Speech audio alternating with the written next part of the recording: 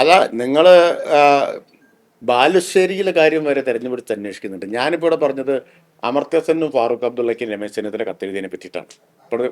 പ്രതിപക്ഷ നേതാവിന്റെ അതാണ് ആണല്ലോ. നിങ്ങൾ നിങ്ങൾ അതിന്റെ കൂടി ഭാഗമാണ് ഈ ചോദ്യം ഉൾപ്പെടെ. പലസ്തീനോട് എന്താണോ ഇസ്രായേൽ ചെയ്തത്, അതാണ് കേരളത്തിൽ ഇടതുപക്ഷത്തോട് മാധ്യമങ്ങൾ ചെയ്തുകൊണ്ടിരിക്കുന്നത്. അതുകൊണ്ട് അതിനെ ഞങ്ങൾ വിമർശിക്കും, തുറന്നു കാണിക്കും. നിങ്ങൾ മറച്ചുവെക്കുന്ന കാര്യങ്ങൾ ജനങ്ങളിലേക്ക് എത്തിക്കാൻ എല്ലാ മാർഗവും സ്വീകരിക്കും. പക്ഷെ ഒന്നുണ്ട്, ഞങ്ങൾ സത്യം പറയൂ ജനങ്ങളോട്. സത്യം ഞങ്ങൾ പറയൂ. ഇപ്പോൾ പറഞ്ഞുകൊണ്ടിരിക്കുന്നതെല്ലാം സത്യങ്ങളാണോ? പണ്ട് പറഞ്ഞതെല്ലാം സത്യങ്ങളായിരുന്നു. ഞാൻ പലതവണ ആവർത്തിച്ചതായതുകൊണ്ട് ആവർത്തിച്ച് എനിക്ക് തന്നെ ബോറടിക്കാൻ തുടങ്ങി. പക്ഷെ നിങ്ങൾ ഉത്തരം പറയുന്നില്ല. ബിരിയാണി ചെമ്പ് എന്തായി? നിങ്ങൾ ഉത്തരം പറഞ്ഞാൽ ഞാൻ അന്ന് നിർത്താം. എന്തായി കൈതോലപ്പായ? എന്തായി ഈന്തപ്പഴത്തിൻ്റെ ഉള്ളിൽ കടത്തിയ സ്വർണം? എന്തായി ഖുറാൻ്റെ ഉള്ളിൽ കടത്തിയ സ്വർണം? അതാ ഞാൻ പറഞ്ഞത്, പലസ്തീനോട് എന്താണോ ഇസ്രായേൽ ചെയ്തത് അതാണ് ഇടതുപക്ഷത്തോട്. ഇവിടെ നുണബോംബുകളാണ് വർഷിച്ചുകൊണ്ടിരിക്കുന്നത് തന്നെ ഉള്ളൂ. നുണബോംബുകളാണ്. ഏതിനെങ്കിലും ഒരു വിശദീകരണം ഇന്നേവരെ കിട്ടിയിട്ടുണ്ടോ? ഞങ്ങൾ ആരെങ്കിലും ഒരു കള്ളം പറഞ്ഞാൽ അടുത്ത ദിവസം നിങ്ങൾ ചോദിക്കില്ലേ? അതിന് ഞങ്ങൾ മറുപടി പറയണ്ടേ? തിരിച്ചൊരു അക്കൗണ്ടബിലിറ്റി മാധ്യമങ്ങൾക്കുണ്ടോ? ഉണ്ടോ ഇല്ലേ? ഈ കൊടുത്ത വാർത്തകളെല്ലാം എന്തായി? അതുകൊണ്ട് ഇനിയും വരും. ഇതിനേക്കാൾ പ്രഹരശേഷിയുള്ള വാർത്തകൾ അടുത്തൊരു 2 മാസം കടുത്ത കാർപ്പറ്റ് ബോംബിംഗ് ആയിരിക്കും എന്നുള്ളത് ഞങ്ങൾക്കറിയാം. ഞങ്ങളതൊക്കെ നേരിടാൻ തയ്യാറായിട്ടായിരിക്കുന്നു. അടുത്ത 2 മാസം കേരളത്തിലെ മാധ്യമങ്ങൾ എങ്ങനെയായിരിക്കും പെരുമാറുക എന്നതിനെക്കുറിച്ച് ഞങ്ങൾക്ക് നല്ല ധാരണയുണ്ട്. അതിനെയൊക്കെ നേരിട്ടാണല്ലോ ഞങ്ങൾ 2ാമത്തെ തവണ ജയിച്ചു വന്നത്.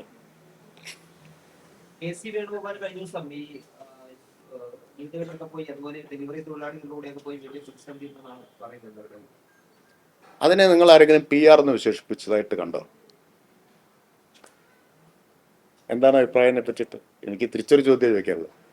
അദ്ദേഹം ചോദിച്ചത് KC വേണുഗോപാൽ പോയിട്ട് എന്തോ മോഹൻലാലിൻ്റെ ഒരു സിനിമയിൽ കണ്ടതുപോലെ ഒരു രംഗമായിട്ടാണ് തോന്നിയത്.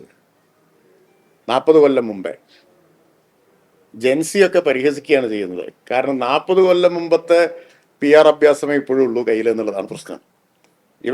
ഇവര് ഈ കാലത്തിന് ചേർന്നവരാണോ? എന്നാ പിന്നെ ഈ കാലത്തിന് ചേർന്ന വല്ല PR നടത്തണ്ടേ? ശരി. ഈ KC എനിക്ക് ബാലുശ്ശേരിയിലെ കാര്യം എന്താണെന്നറിയില്ല. KC വേണുഗോപാലിന്റെ എല്ലാ മാധ്യമങ്ങളിലും കണ്ടു. നിങ്ങൾ പക്ഷെ ഇതൊന്നും കാണുന്നില്ല. ബാലുശ്ശേരി മാത്രം നിൽക്കുകയാണ്. ആകെ കിട്ടിയൊരു ബാലുശ്ശേരിയാണ്. KC വേണുഗോപാൽ ചെയ്തത് എന്തായിരുന്നു? PR-ന്റെ ഗണത്തിൽ വരുമോ അതോ അത് വളരെ ഉദാത്തമായ പൊതുപ്രവർത്തന മാതൃകയായിട്ടാണോ? എങ്ങനെയാണ് വിശേഷിപ്പിക്കുന്നത്?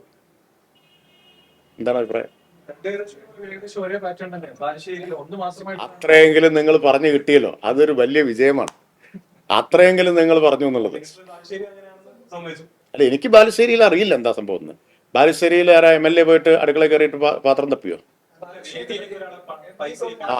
ഇത് AICC ജനറൽ സെക്രട്ടറി അല്ല, സർദാർ വല്ലഭായ് പട്ടേലിന്റെ സീറ്റിൽ ഇരുത്തിയ ആളെന്ന് മണിശങ്കരയ്യർ പറഞ്ഞത്. അദ്ദേഹം പറഞ്ഞ മുഴുവൻ ഞാൻ പറയില്ല കേട്ടോ. സർദാർ വല്ലഭായ് പട്ടേലിന്റെ കസേരയിൽ ഇരുത്തിയ ആൾ എന്ന് മണിശങ്കരയ്യർ പറഞ്ഞ ഉന്നതനായ ഒരാളാണ് ഈ വില കുറഞ്ഞ PR നടത്തുന്നത്.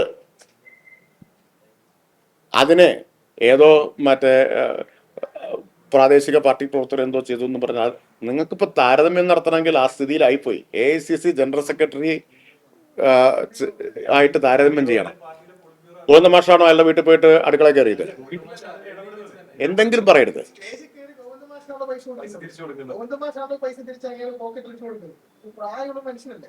മാഷൊക്കെ പൈസ കൊടുത്തു കാണും, അതുകൊണ്ടല്ലേ. അല്ലാണ്ട് മാഷ് പോക്കറ്റിൽ എടുത്ത് കൊടുക്കുമോ? അങ്ങനെയാണോ? അപ്പൊ അതായത് നിങ്ങളുടെ തത്വം എന്താണെന്നറിയോ? കോൺഗ്രസ്സുകാർക്ക് UDF-ന് എന്തിനുമുള്ള അവകാശമുണ്ട്. അവർക്ക് PR ആവാം, അവർക്ക് PR ഏജൻസിയെ വെക്കാം, അവർക്ക് മറ്റേ അടുക്കളയിൽ കയറിയിട്ട് വേവ് നോക്കാം, പാകം നോക്കാം, അവർക്ക് ഡെലിവറി ബോയുടെ സ്കൂട്ടറിന്റെ പിന്നിൽ ഇരിക്കാം. അതെല്ലാം മഹത്തായിട്ടുള്ള കാര്യം. നിങ്ങൾ പക്ഷെ അടങ്ങി ഒതുങ്ങിയിരുന്നോളണം. ഒരു വാർത്തയും ഞങ്ങൾ കൊടുക്കില്ല. നിങ്ങൾ മിണ്ടാടെ സഹിച്ചോളണം. സഹിക്കാൻ നിർവാഹമില്ല. അതാണ് ഞങ്ങളുടെ മറുപടി. അങ്ങനെ നിശബ്ദമായി സഹിക്കാൻ, മാധ്യമാക്രമണം നിശബ്ദമായി സഹിക്കാൻ നിർവാഹമില്ല, ക്ഷമിക്കണം.